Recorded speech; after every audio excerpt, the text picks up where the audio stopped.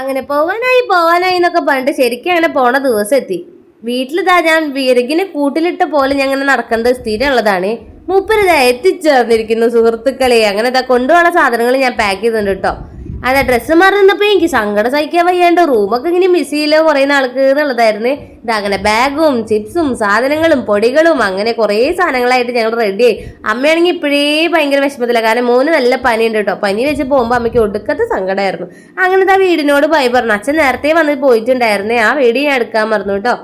അമ്മയ്ക്കാണെന്നുണ്ടെങ്കിൽ പറഞ്ഞിട്ട് കാര്യമില്ല, കാരണം വീട്ടിൽ ഞങ്ങളുള്ളപ്പോഴേ ഒരു അനക്കുള്ളൂ. ഇതാ ഉമ്മയും ബാബയും ഒക്കെ പറഞ്ഞിട്ട് ഞങ്ങൾ ഇതാ കാറിൽ കയറി. അപ്പോൾ മോൻ ഒടുക്കത്തെ കരച്ചിലായിരുന്നു അമ്മോട് കയറാൻ പറഞ്ഞിട്ട്. അമ്മയ്ക്കാണെങ്കിൽ സങ്കടം സഹിക്കാൻ വയ്യാണ്ട് അമ്മ ഞങ്ങളെ വീട്ടിൽ വരെ അവിടെ നിന്ന് കരഞ്ഞ് അങ്ങനെ ഇതാ നേരെ വീട്ടിലേക്ക് വിട്ട് കരയുണ്ടാവും മനസ്സിലായി. ഈ ഇതാണ് ഒളരി അമ്പലം. ഇവിടെ എത്തുമ്പോഴും തിരിച്ചു പോകുമ്പോഴും എനിക്ക് ഭയങ്കര സങ്കടമാണ് കേട്ടോ. എത്തുമ്പോൾ വിചാരിക്കും ഈശ്വര വീട് എത്താനായിരുന്നത്, കാണുമ്പോൾ തിരിച്ചു പോകുമ്പോൾ ഈശ്വര പോവാനായില്ലോ എന്നുള്ള വിഷമം. അങ്ങനെ ഇതാ ഞങ്ങള് ഒരു 6 മണിയോട് കൂടിയിട്ട് കോട്ടയ്ക്കിൽ എത്തിയിട്ടുണ്ടായിരുന്നു. വന്നത് മോന് കിവിയൊക്കെ കൊടുത്തിട്ടോ കഴിക്കാൻ വേണ്ടിയിട്ട്. അങ്ങനെ ഇതാ ഇവിടെ വന്നു. ഇനി 2 ദിവസത്തിന് ശേഷം നേരെ ബാംഗ്ലൂർക്ക് കിട്ടോ. അപ്പൊ ഇന്നത്തെ വീഡിയോ എത്രയുള്ളൂ. ബൈ.